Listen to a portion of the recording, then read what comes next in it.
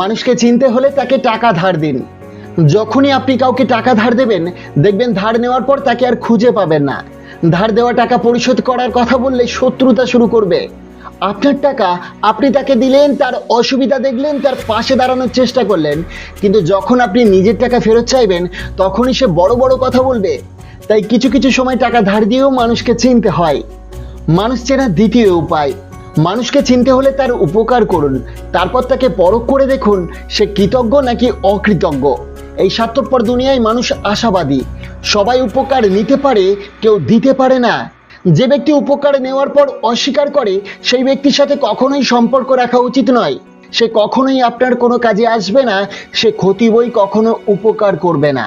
যে ব্যক্তি উপকারের মর্ম দিতে পারে না, যার মধ্যে কৃতজ্ঞতা বোধ নেই, সে কি করে আপনার পাশে এসে দাঁড়াবে?